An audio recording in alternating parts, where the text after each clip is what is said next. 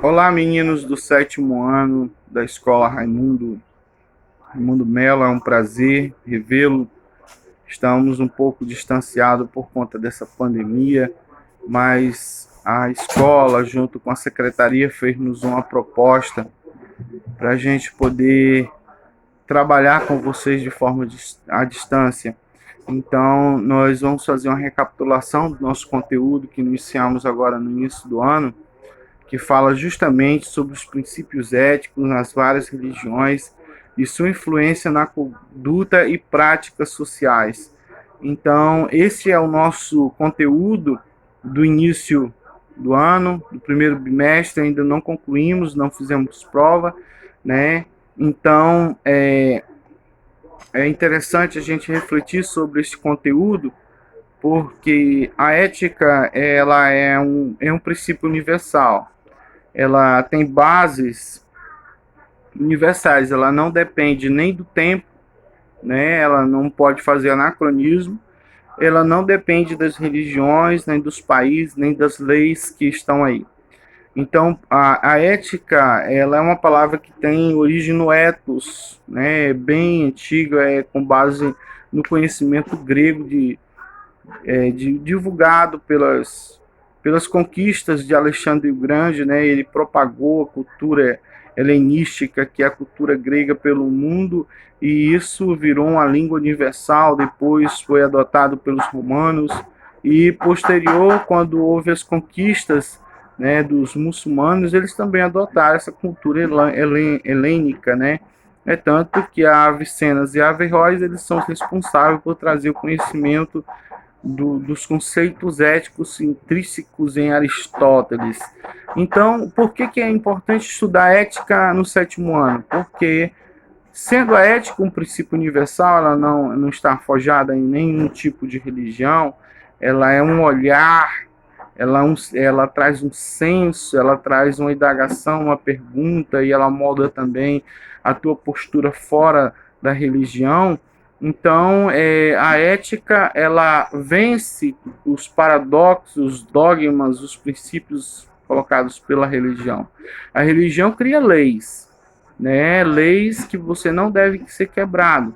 A ética impõe a você princípios de vida que, independente da lei, você pratica, né? Como eu costumo dizer, quando você hoje aqui no Brasil um princípio, uma norma, né, uma norma vinculante, que é o Código de Trânsito Brasileiro, é imposta a todo cidadão de 18 anos para conduzir veículos automotores dentro da cidade. Então, para você conduzir um veículo automotor, você tem que se basear na lei. A lei que diz que você não pode dirigir sendo menor de 18 anos, e ao dirigir você tem que respeitar os limites de velocidade, usar o cinto de segurança. E aí, só para você entender esse contexto.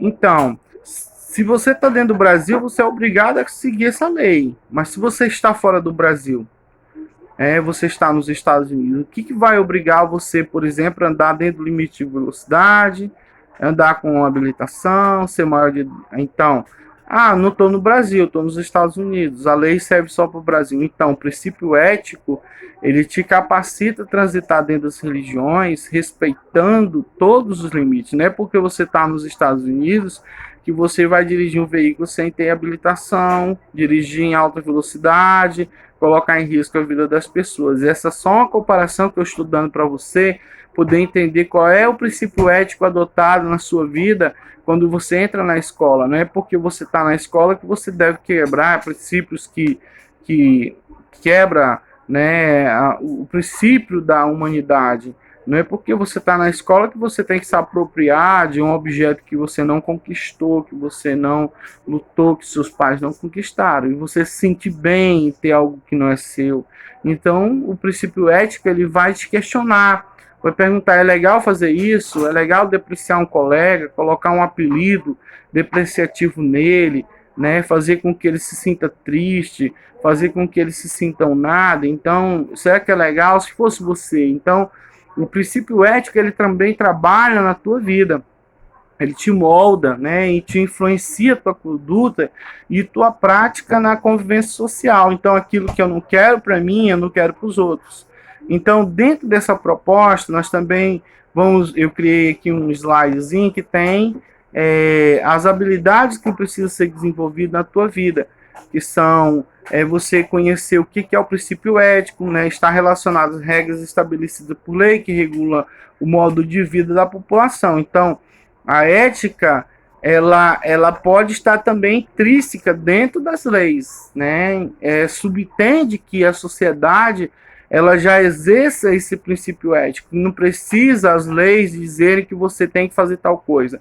É o caso na escola. A gente não vê em nenhum lugar dentro da escola uma plaquinha que diz assim, é proibido fumar. Não tem, né? Foi banido, porque subentende que as pessoas já absorveram esse princípio ético de não estar usando cigarro em locais públicos, principalmente num ambiente que tem crianças, adolescentes ainda em fase de desenvolvimento. Então não é legal fazer uso desses objetos nesses lugares. Então as pessoas, pelo senso comum, já absorveram isso que está intrínseco dentro da lei, não vai praticar tal ato ou usar determinadas substâncias, principalmente no ambiente escolar.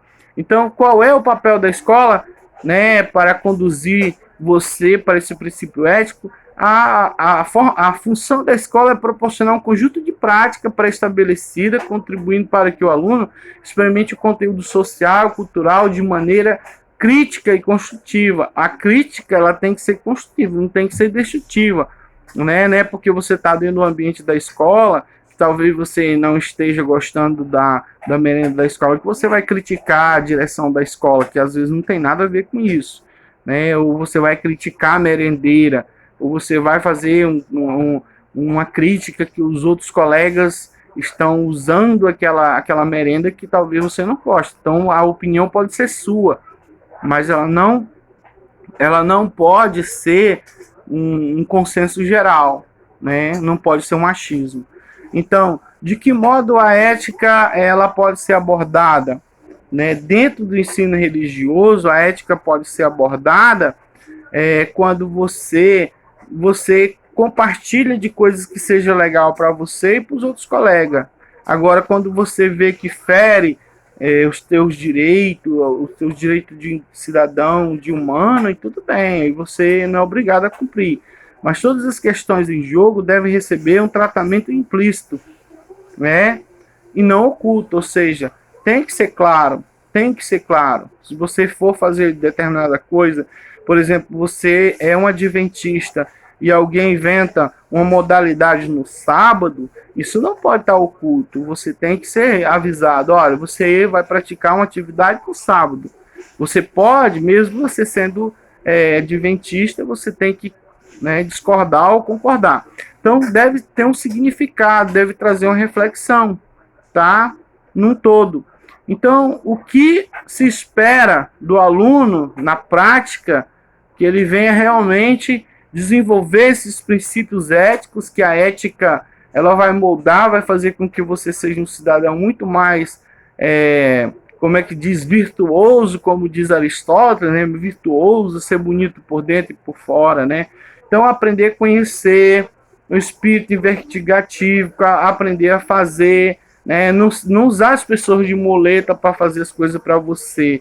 Você tem que ter essa índole de fazer as coisas certas porque você realmente quer aprender, você quer ter essa experiência, desenvolver a percepção da independência, aprender a ser, desenvolver a sua personalidade de forma positiva e não negativa. Então essa é uma revisãozinha desse primeiro conteúdo do primeiro bimestre.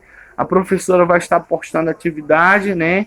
Espero que vocês desenvolvam e traga para mim, copie no seu caderno que depois eu vou dar o visto. Um grande abraço pro pessoal do 7º ano aí, da escola. Estou com saudade de vocês, espero dar aquele abraço na volta. Tudo de bom.